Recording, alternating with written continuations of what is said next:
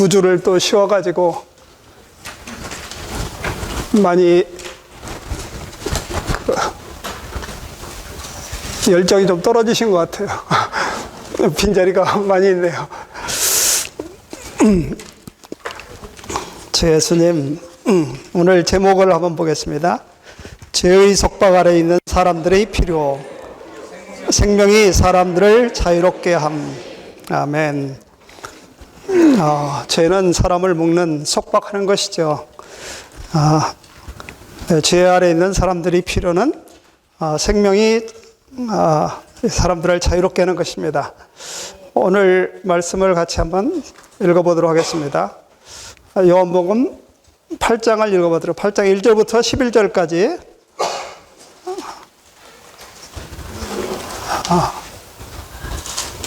이렇게 둘로 나눠가지고 이쪽에 먼저 읽을까요? 이쪽 파트가. 아멘. 그러나 예수님은 올리브 산으로 가셨다. 이른 아침에 예수님께서 다시 성전에 들어가시자 백성이 모두 그분께 나왔으며 그분은 앉으시어 그들을 가르치셨다. 그런데 간음하다가 잡힌 한 여인을 율법학자들과 바리새인들이 끌고 와서 가운데에 세워놓고 예수님께 말하였다. 선생님, 이 여인이 간음하다가 현장에서 잡혔습니다. 모세는 율법에서 이런 여인들을 돌로 치라고 명령하였는데 선생님은 뭐라고 말씀하시겠습니까? 그들이 이렇게 말한 것은 예수님을 유혹하여 고발할 구실을 얻기 위한 것이었다. 그러나 예수님은 몸을 굽히시어 손가락으로 땅에 글을 쓰고 계셨다. 그들이 끈질기게 묻자 예수님께서 몸을 일으키시며 그들에게 말씀하셨다. 여러분 중에 죄 없는 사람이 먼저 그 여인에게 돌을 던지십시오. 그리고 다시 몸을 굽히시어 땅에 글을 쓰고 계셨다. 그들이 이 말씀을 듣고 나이 많은 사람부터 시작하여 하나씩 물러가고 예수님만 혼자 남게 되셨으며 그 여인은 한가운데 서 있었다. 예수님께서 몸을 일으키시어 그 여인에게 말씀하셨다. 여인이여, 그들이 어디에 있습니까? 그들을 유죄 판결한 사람이 아무도 없습니까? 그 여인이 주님, 아무도 없습니다라고 하니 예수님께서 말씀하셨다. 나도 그들을 유죄 판결하지 않으니 가서 이제부터 더 이상 죄를 짓지 마십시오.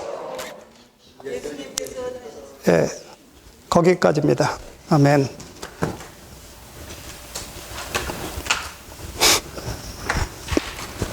먼저 우리 개요에 따라서 한번 말씀을 보도록 하겠습니다. 1번, 요한복음에 기록된 9가지 사례는 주 예수님께서 사람들에게 생명과 생명 공급이시라는 걸 증명하기 위하여 선택된 것이다.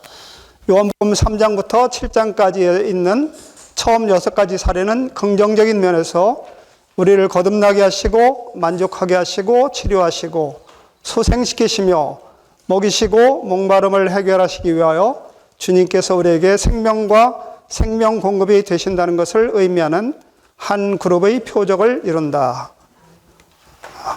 이건 이제 지난 시간까지 쭉 이제 교통을 해온 것이죠.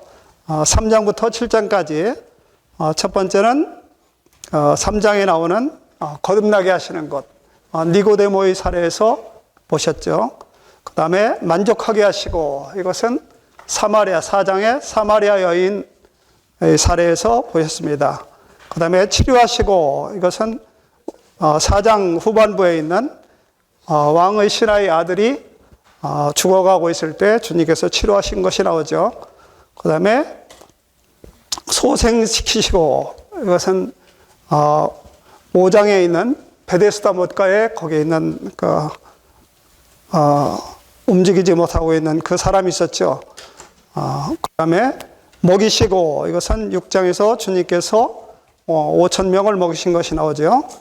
그 다음에 목마름을 해결하시기 위해서 이것은 7장에 있는 명절 끝날, 장막절 끝날 큰 날에 주님께서 말씀하신 것입니다. 주님께서 우리에게 생명과 생명 공급이 되신다는 것을 의미하는 한 그룹의 표적을 이룬다. 그래서 아주 간단하게 요한복음 지금까지 다룬 것을 한꺼번에 이렇게 말씀해 주셨습니다.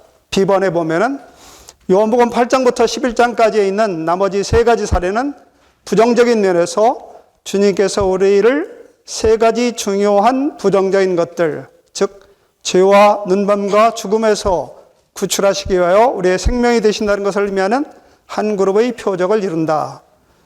죄에 대해서는 8장에서 다루고 있습니다. 그 다음에 눈먼은 9장과 10장에서 다루고 있고, 그 다음에 죽음은 11장에서 다루고 있죠. 그래서 이제 8장부터 시작해가지고 11장까지 다루는 것은 보다 근본적인 것을 다루고 있는 것입니다. 이제 우리가 요한복음을 한번 쭉 이제 그 1장이 그 요한복음의 서론이라고 이렇게 말씀하셨는데, 요한복음은 서론에서 다 이렇게 서론에서뿐 아니라 표적의 책이라고 그랬어요. 표적으로서 주님이 우리 가운데 그 영적인 것을 표적으로서 보여주고 계시죠. 이것은 표적으로 보여준다는 것은 말로 하기가 굉장히 어려운 거예요. 그러니까 말로 할 때 설명이 굉장히 많이 필요한데 표적으로 보여주면은 우리에게 딱 한 번 보여주는 것으로서 그 의미를 갖다가 깨달을 수 있도록 그렇게 해주는 것이 표적인 것입니다. 그래서 요한복음 1장은 요한복음 전체의 한 서문이라고 얘기할 수 있는데, 거기서 보면은 첫 번째 나온 표적이 말씀입니다. 그분이 어떤 분인가? 바로 그분은 말씀이라는 것이죠. 두 번째로는 말씀이 육신이 되어서 우리 가운데 장막을 치셨다고 말씀하셨습니다. 두 번째 표적은 바로 장막에 대한 표적이죠. 장막이죠. 장막이라는 것은 다 아시겠죠? 하나님이 사람 가운데 거하실 때 장막으로 거하신 것입니다. 이 땅에 하나님이 어디에 거하시는가? 어디에 거하시는가? 바로 예수 그리스도 안에 거하신다는 것입니다. 인성을 입으신 예수 그리스도 안에 거하시는 것이죠. 그 다음에는 이제 하나님의 어린 양이라고 예수님을 요한이 하나님의 어린 양으로 소개했습니다. 사람을 봤는데 어린 양이라고 이렇게 한 것은 그것은 무슨 의미가 있겠잖아요. 그러니까 바로 그 의미는 바로 그분이 우리의 죄를 지고 가시는 그런 하나님의 그 희생 제물이라는 것을 우리 가운데 보여주시는 것이죠. 이어서 또 비둘기도 보여주셨고, 또 베드로에게 개발하는 이름을 보여주심으로써 베드로가 앞으로 어떤 일을 해야 되는 것인가 하는 것을 보여주는 그 돌이라는 그런 표적도 보여주셨습니다. 그리고 이제 마지막으로 야고보의 꿈에 보였던 그 사닥다리, 천사들이 이렇게 땅에서부터 하늘까지 왔다 갔다 하는 오르락내리락 하는 그런 이상을 보여주셨습니다. 이 6가지의 표적을 1장에서 말하고 있는데, 이 표적 가운데서 특별히 요한복음에서 우리가 관심을 가져야 되는 것은 장막이라는 것과 어린 양이라는 것입니다. 장막과 어린 양. 장막은 바로 어떤 것이냐면 하나님께서 사람 가운데 거하시는 것이죠. 그러니까 우리는 어디서 하나님을 만날 수 있죠? 하늘로 올라가서 하나님을 만날 수 없잖아요. 어떻게 만날 수가 있는가? 구약에서 사람들은 어떻게 하나님을 만났습니까? 바로 이 장막 안에서 만날 수가 있었죠. 그 장막으로 들어가야 하나님을 만날 수가 있는 것입니다. 그런데 장막에 들어갈 수가 있나요? 우리는 장막에 들어갈 수가 없어요. 왜냐하면 우리는 죄 있는 존재들이기 때문에 장막에 들어갈 수가 없습니다. 장막에 들어갈 수 없기 때문에 그 장막 안에 계신 하나님이 나오셨어요. 나오셔가지고 뭐가 되셨냐면 제물이 되셨습니다. 그 제물이 바로 하나님의 어린 양이신 것입니다. 그 어린 양께서 우리 사람이 장막 안에 들어갈 수 있는, 장막에 들어가서 하나님과 하나가 될 수 있는 유일한 방법은 바로 제물을 통해서 들어가는 것입니다. 그래서 그분은 하나님의 어린 양으로서, 하나님 어린 양은 모든 제물에 다 들어있잖아요. 어린 양은 그 제물로서 그분이 드려지심으로 우리는 그 장막 안에 들어가서 하나님과 하나가 될 수 있는 것입니다. 그래서 요한복음에는 보이지 않게 이분이 모든 재물이신 것을 보여주고 계십니다. 그 첫 번째가 바로 3장에서 보여주시는 건데, 3장에서 그분은 무엇으로 나타났냐면은 바로 속죄제물로 그분은 자신을 표현하고 계십니다. 우리는 다 뱀에게 물린 자들입니다. 우리는 다 뱀에게 물린 자들로서 이 뱀의 성분이 다 우리 속에 돌아있는 그런 존재가 바로 뱀이 되어 있는 그런 존재들인 것입니다. 이런 존재에게 필요한 것은 바로 속죄제물이신 그리스도가 필요하신 것이죠. 그래서 그분은 우리의 죄들을 위해서 돌아가신 것입니다. 이어서 4장에 가면은 여기 죄를 많이 지은 여인이 나오죠. 사마리아 여인. 이 여인을 위해서는 주님이 뭐가 되셨습니까? 속건제물이 되셨죠. 속건제물이. 이 건이라는 것은 한 건, 두 건이 건입니다. 죄의 건건마다 해결하는 것이 바로 속건제물입니다. 그래서 이 속건제물이신 그리스도를 보여주고 계시죠. 또 6장에서는 그분이 뭐라 하냐면 하늘에서 내려온 떡이다. 또 그분이 산떡이다. 또 생명의 떡이다. 살아있는 떡이다. 이렇게 자신을 떡으로서 비유하십니다. 그것은 뭐를 말하냐면 그분이 바로 우리의 소제물이 되신다는 것입니다. 그리고 7장에서는 이제 그분이 하나님의 사람의 뜻, 자기의 뜻대로 자기 영광을 구하지 아니하고 또 자기 뜻대로 움직이지 않고 하나님께서 정하신 대로 움직이시는 바로 하나님께 대해서 절대적이신 분, 바로 번제로 자신을 표현하고 있습니다.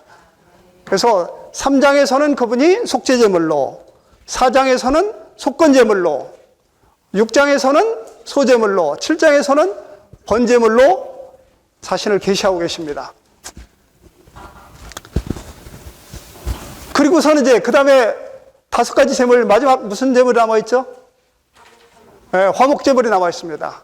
그 화목제물은 하나님도 만족해하고 사람도 만족해하고 또 제사장도 만족해하는 이러한 제물이 바로 화목제물이지요. 그 화목제물은 어디에서 볼 수 있습니까? 네? 12장에서 볼 수가 있습니다. 거기 나사로가 부활하고 나서 나사로가 다시 살고 나서 소생되고 나서 거기 잔치집이 있잖아요. 이 잔치집이 바로 화목제물이 어떠함을 보여주고 계시는 것입니다. 거기서 주님도 만족하시고 또 제자들도 만족하고 거기 또 그 삼남매도 만족하고 모든 사람들이 다 만족하는 이런 화목제물이 어떠하심을 보여주고 계십니다. 자, 제물을 드리면 이제 제단에서 제물을 드리면 그 다음에는 어디로 가죠? 물두멍으로 가잖아요. 물두멍으로 가가지고 그 다음에 어디로 가요? 성소로 들어가잖아요. 그 물두멍이 있는데 그 물두멍이 바로 뭐냐면은 13장에 나오는 주님께서 제자들을 씻어주시는 것입니다. 그리고 이어서 14장과 15장에서는 뭐가 나옵니까? 거기서는 하나님과 사람이 하나가 되는 하나님의 집, 그 다음에 포도나무, 아들의 포도나무, 이것을 보여주고 계십니다. 그것은 뭐냐면 거기에 다 중시하는 것이 뭐냐면 14장 아버지 집에서 중시하는 것이 뭡니까? 온전한 이 삼위 하나님 자신이 온전한 합병체인 것을 보여주고 계셔요. 아버지가 내 안에, 내가 아버지 안에, 그리고 내가 너희 안에, 이렇게 서로 상호 안에 거하는 온전한 상호거처가 된 것을 보여주고 계십니다. 하나님은 사람 안에, 사람은 하나님 안에. 15장도 역시 마찬가지예요. 15장에서도 내 안에 거하라. 그러면 나도 너희 안에 거하리라. 이 서로 거하는 이것이 바로 하나님의 장막이죠. 이제 이 장막으로 들어가도록 17장에서는 이 장막으로 들어가는 것에 대해서 주님께서 간구하시는 것이 나와 있죠. 그래서 이 요한복음은 이 두 가지 장막과 어린 양 이것을 주어야 되는 것입니다. 이 장막과 어린 양이 바로 요한복음에 나타난 모든 제물이 성취인 것입니다.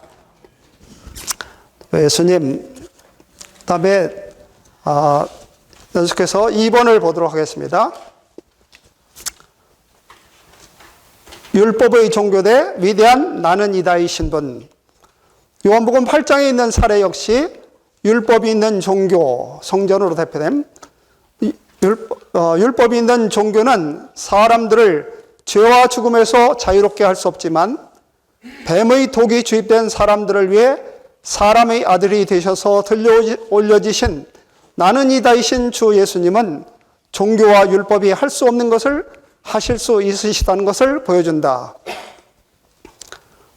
B번, 이 장이 우리에게 보여주는 것은 위대한 나는 이다이신 그리스도께서 죄와 죽음과 대립되실 뿐 아니라 종교와 율법과도 대립되신다는 것이다. 이 종교는 탁월하고 높고 뛰어난 종교이다. 이것은 하나님께 경배하게 하고 밖의 문자 안에서 하나님을 알도록 도우며 하나님을 기쁘시게 하고 그들 자신을 온전하게 하기 위해 하나님의 율법을 지키도록 하는 사람들을 돕는 전형적인 종교이다. 그러나 유대 종교인들은 하나님 자신이 아들 안에서 그 영으로 사람 안으로 들어오셔서 사람의 생명과 모든 것이 되기를 원하신다는 것에 주의를 기울이지 않았다. 그들은 이 표적을 읽고 모든 규례와 율법과 좋은 것들을 함께 모아서 종교를 만들었으며 그 종교로 자신들을 죽게 했다. 저는 이렇게 교회 생활하면서 항상 느끼는 것이 뭐냐면요. 우리는 한 번 어떤 좋은 것이 있다고 그래가지고 그 좋은 것을 끝까지 붙잡고 있으면 안 돼요. 주님은 항상 움직이시기를 원하시고 그분은 항상 새롭기를 원하시는 것이지 낡은 것을 계속 붙잡고 있는 것은 그것이 아무리 좋은 것이라 할지라도 주님은 원하시지 않습니다. 그리스도인 생활을 하면서 가장 어려운 것이 뭐냐면요. 속에서 신선함이 없을 때가 가장 어려워요. 어제가 오늘 같고 오늘이 내일 같고 그냥 매일 똑같다. 이건 정말 괴로운 것이죠. 왜냐하면 옛날에도 그렇게 살았고 그냥 옛날 직장 다니고 이럴 때에는 매일매일 하는 일이 똑같으니까 그냥 항상 새로움이 없잖아요.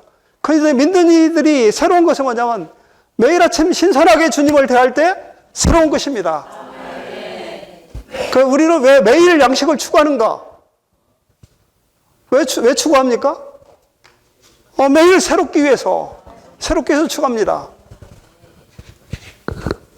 옛날에 이제 그런 생각이 들었어요. 우주인들이 이렇게 우주 발사체를 이렇게 쏠 때 가면서 이렇게 무슨 알약을 먹으면은 뭐 하루 종일 영양분이 넉넉해가지고 하루 종일 뭐 이렇게 피곤하지도 않고 뭐 안 먹어도 괜찮다고.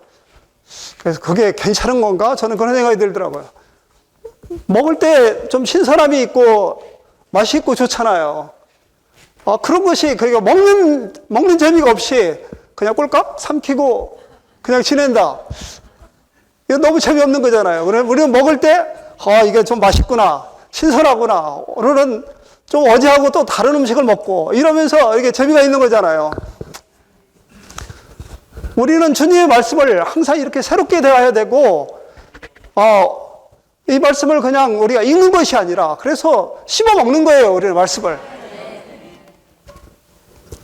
근데 이제 종교가 무엇인가? 종교는 처음에는 시작할 때는 주님이 거기 계셨어요. 주님의 임재가 계셨고 또 거기에 새로움이 있었고 그런데 그 좋은 것을 그냥 계속 붙잡고 지나가면은 이제 이 세상에서 말하면 그 매너리즘에 빠졌다고 하는데 좋았던 것이 계속 그 다음에는 이제 보통의 것이 되고 그 다음에는 진부한 것이 되는 것입니다. 그런데 사람들은 그것을 계속 붙잡고 있는 것을 좋아해요. 붙잡고 있는 것을. 우리는 붙잡고 있지 말아야 되는 것입니다. 지나간 것은 놓고 또 새롭게 주님을 추구해야 되는 것이죠. 그 주님은 지금 이제 구약의 시대를 떠나가지고 주님이 여기 오셨는데도 여전히 성전을 붙잡고 있고 또 율법을 붙잡고 있고 각종 규례를 붙잡고 있고 그것들이 다 시작할 때는 너무나 좋은 거예요. 레위기 이렇게 읽어보면은 주님이 심지어 그 바울도 이렇게 얘기했잖아요. 이 곡식 떠는 소에게 망을 씌우지 말라. 그러면서 바울 형님이 그랬어요. 그게 어떻게 소에 대해서 하나님이 소에 대해서 걱정했겠느냐. 바로 사람에 대해서 말씀하신 것이다. 이 하나하나의 구약에 있는 모든 길에 하나님이 소 걱정하신 것이 아니라 사람 걱정하신 것입니다. 하나님의 일을 하는 사람들에게 그 일로 인해 가지고 거기에 대해서 먹을 수 있게 해주신 것이 바로 하나님의 은혜인 것이죠.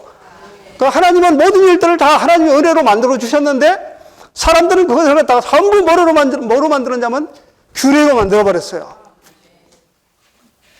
규례로 만들었어요. 하나님은 그런 규례를 원하시는 것이 아니라 그 속에 담겨 있는 뜻을 원하시는 것입니다. 여전히 이 종교는 그것을 붙잡고 있는 것이죠. 주 예수님, 그래서 여기에 보면은 율법의 종교대 위대한 나는 이다이신 분, 나는 이다. 우리는 나는 이다를 잘 못 누려요. 항상 뭐냐면 나는 이었다를 누리고 있어요. I am을 누려야 되는데, I was를 너무 많이 누리는 거예요. 그 주님은 이 순간에 어떤 분이시다는 것이에요. 이 순간에 우리를 바로 해방시키실 수 있는 분, 바로 그분이신 것을 누리는 것이죠. 자, 이제 D번으로 가겠습니다. 사람이신 그분은 광야의 놋뱀으로서 들리셨다. 사람의 아들은 죄를 처리하실 뿐 아니라 뱀도 처리하시기 위해 놋뱀으로 들려 올려지셨다. 그분의 들려 올려지심 안에서 뱀은 폭로되고 심판받고 쫓겨났다.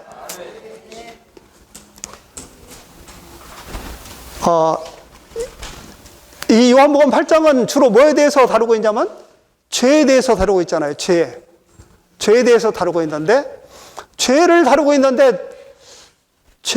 있는데 그 모델되는 예로서 나온 것이 뭐냐면요. 모델되는 예로 나온 것이 가늠하다가 현장에서 잡힌 여인이에요. 가늠하다 현장에서 잡힌 여인. 그것은 뭐를 말하냐면 죄라는 것이 뭔가 하는 것을 보여주시는 것입니다. 죄를 대표하는 것이 뭐냐면 간음이에요. 간음은 하나님은 우리에게 뭐를 보여주셨냐면 결혼 생활을 보여주셨는데 결혼 생활.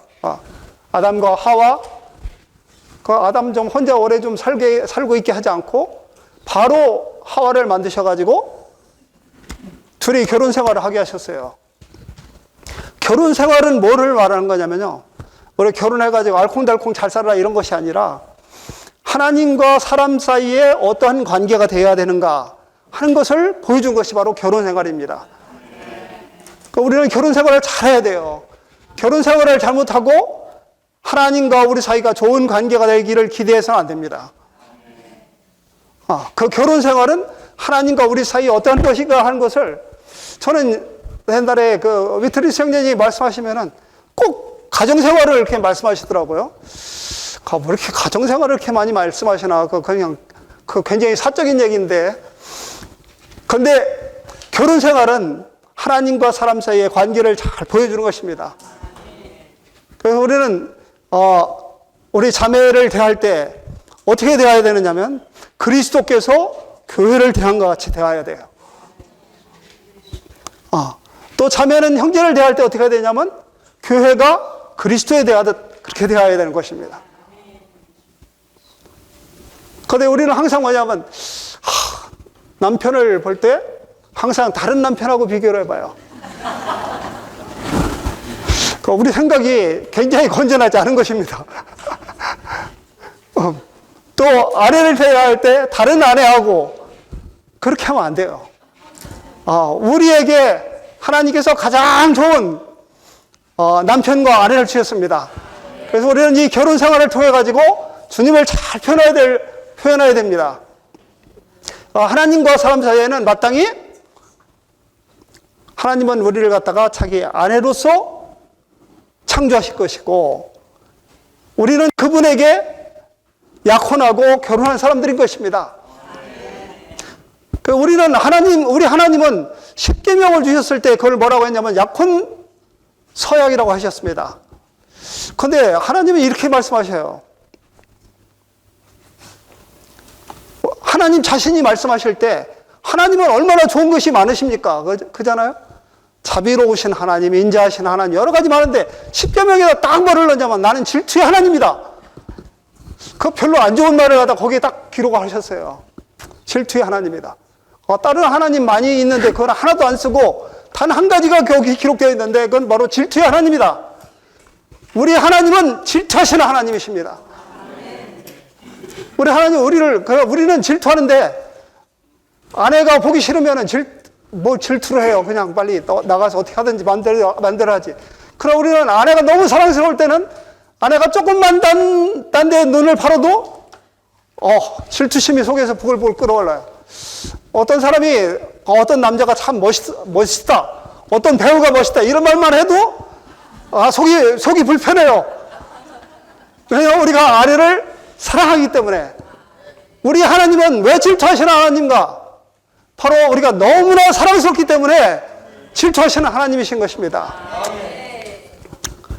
그래서 첫 번째 문제로 다룬 것이 간음의 문제를 다뤘어요. 간음의 문제를. 우리가 하나님에게서 빗나가가지고 다른 것을 추구하는 것, 그것이 바로 간음인 것입니다. 모든 문제가 다 우리가 하나님에게서 눈을 돌이켜가지고 딴 것을 추구할 때 나오는 것입니다. 그것이 뭐냐면은 이스라엘 백성들은 그 간음이 우상숭배였던 것입니다. 우상숭배. 신약에서 우리는 뭐를 하죠? 우상숭배 하시나요?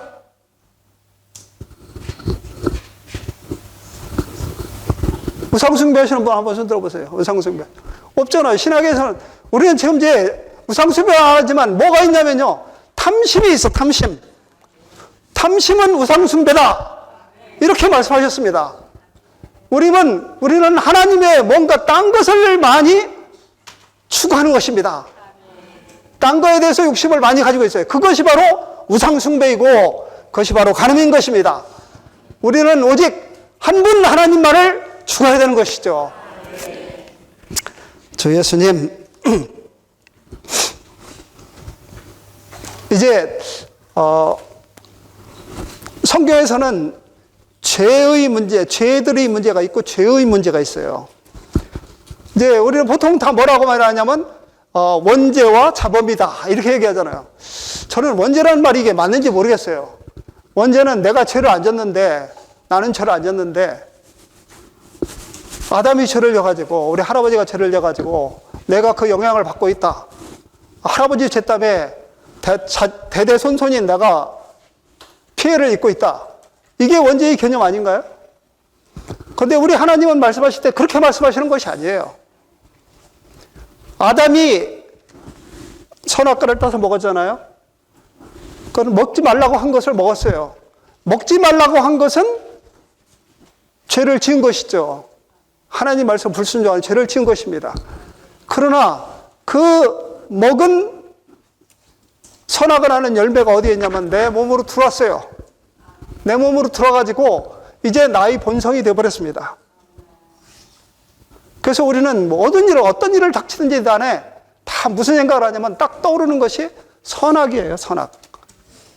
선악이에요. 이것이 옳은 것인가? 그런 것인가? 네가 잘했냐? 내가 잘했냐? 이렇습니까? 저렇습니까? 이것이 우리 속에 항상 떠오르잖아요. 그렇죠?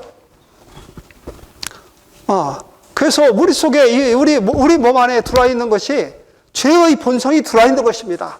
이 선악과의 본성, 마귀의 본성이 우리 속에 들어와 있는 것이죠. 그래서 우리는 무슨 문제? 아담이 죄를 지은 그 문제가 아니라 내 안에 있는 죄의 본성이 문제인 것입니다. 그러면 아담은 죄 지은 건지 그건 생각하지 마시고 우리 안에 죄의 본성이 있습니까? 없습니까? 있죠. 그 죄의 본성이라는 것은 무엇으로 나타나냐면 죄의 힘이 있다는 것입니다. 죄의 능력이 있어요. 그래가지고 그 죄의 능력이 속에서 역사할 때 우리는 어쩔 수 없이 죄를 직함하는 것입니다. 그 죄를 짓는 문제가 있고 죄를 지은 죄들의 문제가 있고 죄의 본성의 문제가 있어요. 이 죄들을 지은 죄들의 문제는 그리스도의 피로 해결하는 것입니다. 그래서 우리는 그분이 용서하시고 씻어주심으로 말미암아 우리 죄는 용서를 받아요. 그러나 우리 속에 있는 죄의 본성은 씻는다고 되는 것이 아니에요. 이것을 어떻게 해야 돼? 어떻게 할 때만 되냐면은 그냥 죽을 때밖에 안 돼요. 그 나에게 죄의 본성이 있는데 이 죄의 본성은 예수님 믿었다고 해결되는 것이 아니에요. 끝나는 것이 아니에요. 이 죄의 본성은 항상 우리가 십자가를 지어야 되는 것입니다. 오직 이것은 십자가에서 자신을 처리할 때만 해결될 수 있는 것이에요. 우리 로마서에 보면은 로마서 5장 11절, 12절 여기가 경계선 아닙니까? 그 앞에서는 다 뭐를 다루고 있냐면은 죄들의 문제를 다루고 있어요. 우리가 짓는 죄들의 문제를 다루고 있죠. 그러나 12절 이후로 5장 12절 이후로는 죄의 문제, 죄의 본성의 문제를 다루고 있는 것입니다. 이 죄의 본성의 문제는 바로 6장에서 말씀하시는 것처럼 그분과 함께 십자가에 못 박혀가지고 우리가 함께 죽을 때 그 문제가 해결될 수가 있는 것입니다. 그러니까 우리가 사람들이 죄에서 자유롭게 되는 것은 죄를 용서해 주는 것만으로 자유롭게 되는 것이 아니라 죄를 지을 수 있는 우리 속에 있는 죄의 본성, 죄의 능력을 그 능력에서 해방되는 것이 필요한 것입니다.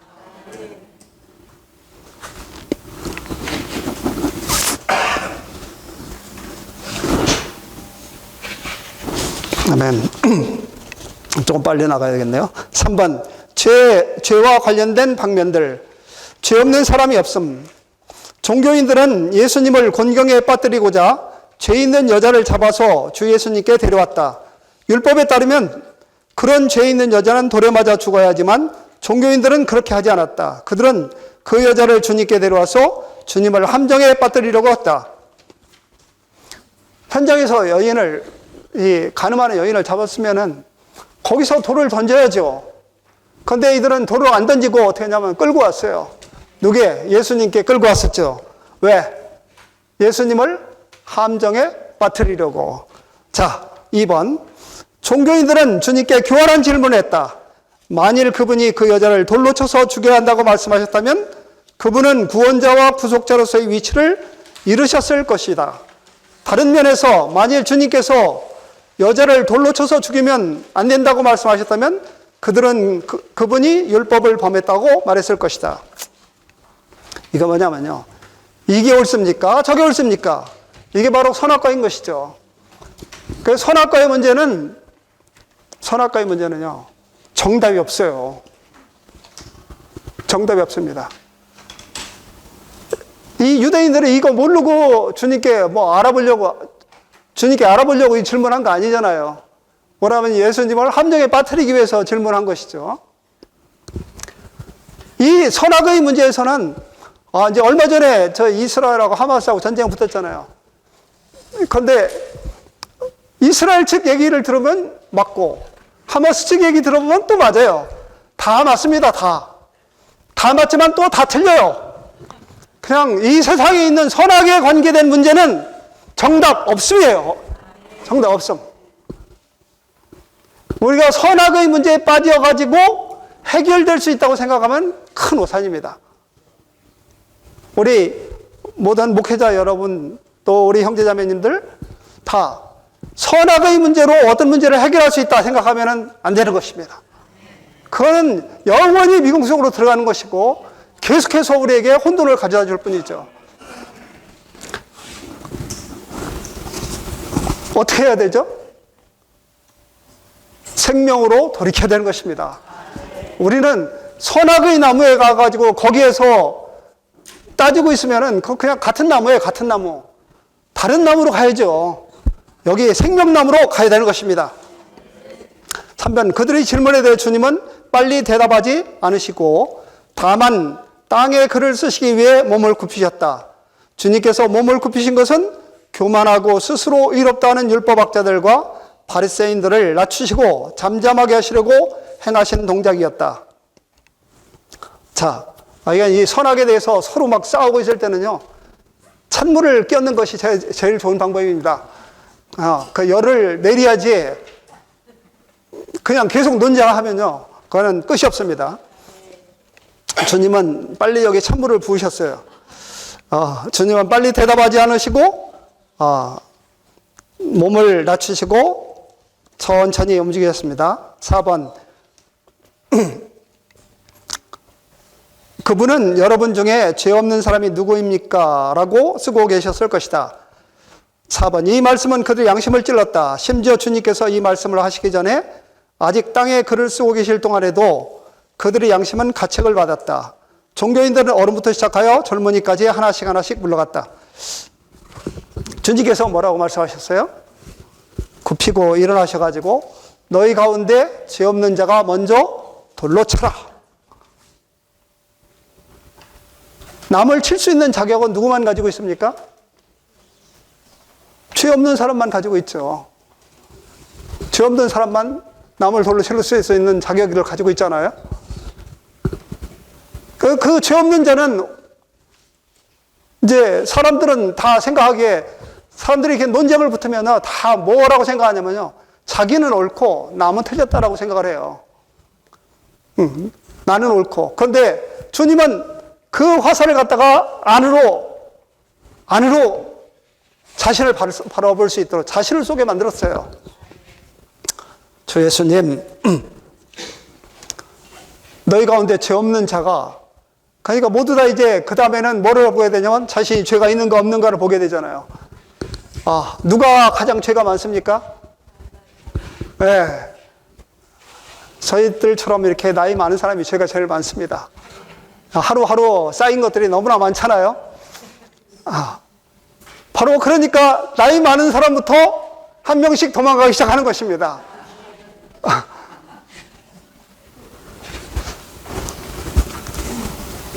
근데 이제 우리도 젊었을 때는 생각할 때, 나 정도면 의인이지 이렇게 생각했는데 이제는 나이 많아가지고 의인이라고 생각하시는 분이 없겠죠, 이제. 나이 많은 사람들이 가장 많은 죄인입니다. 그래가지고 이제 이렇게 다 한 명씩 다 도망을 갔어요. 우리는요, 주님께서 말씀하시면 도망가면 안 됩니다. 도망가는 것이 해결책이 아니에요. 여기에 다 도망갔는데 한 사람만 남았어. 누구만 남았냐면은 이 여인만 남았어요. 여인만 남았어요. 그 여인은 용서받았습니다. 도망간 사람 용서하지 못합니다. 우리는 하여간 주님이 무슨 말씀하셔도 절대 도망가서는 안 됩니다. 그 부자 청년도 이제 주님께 말씀하실 때 이 율법들을 내가 다 지켰다 이렇게 자신 있게 얘기했지 않습니까? 그런데 주님께서 내 가진 것을 다 팔아가지고 가난한 사람들에게 나눠주고 넌 나를 좇으라. 그러니까 냉큼 도망갔죠. 도망가면은 주님이 아무리 사랑하셔도 도망가면 안 됩니다. 우리는 그냥 우리가 할 수 없어도 그 자리에서 무릎을 꿇고 주님 저는 할 수 없습니다. 저를 구원해 주십시오라고 해야 되는 것입니다. 가장 죄가 많다고 생각되었던 이 여인은 구원을 받았지만 스스로 의롭다고 한 모든 사람들은 다 구원받지 못했습니다. 우리는 주님께서 책망하실 때 도망가지 말고 있어야 되는 것이죠. 5번, 죄 없는 사람이 누구인가? 아무도 없다. 우리가 다른 사람들을 유죄 판결하는 동안 우리는 그들과 똑같기 때문에 다른 사람들을 유죄 판결할 자격이 없다. 만일 다른 사람을 유죄 판결한다면 우리는 단순히 자신을 유죄 판결하는 것이다. 거기에 그 말씀은 너무나 소중한 것 같아요. 만일 다른 사람을 유죄 판결한다면 우리는 단순히 자신을 유죄 판결하는 것이다. 오직 나는 위대한 나는 이다이신 분만이 죄가 없으시며 오직 그분만이 유죄 판결하실 자격이 있으시다. 우리는 유죄 판결할 그런 자격을 우리에게 주시지 않았어요. 전 시간에 제가 이렇게 말씀드렸지만 항상 주님은 우리의 가운데 우리 자신의 위치를 보라는 것입니다. 내가 그런 말을 할 수 있는 자격이냐? 내가 그런 말을 할 수 있는 위치에 있는가? 내가 지금 남을 유죄 판결할 수 있는 위치에 있는가? 이것을 항상 생각해야 되는 것이죠. 주님은 우리에게 유죄 판결할 수 있는 그런 위치를 주시지 않았습니다. 그것은 오직 누구만 하실 수 있냐면은 나는 이다이신 분만이 할 수 있는 것입니다. 우리는 어떤 상황, 누구 얘기만 들으면 바로 손가락이 밖으로 나가잖아요. 그러나 주님은 우리에게 그런 유죄 판결을 하라고 하시지 않았습니다. 주 예수님, 특별히 이제 저는 그 마음속에 깊은 부담이 있는 것이요.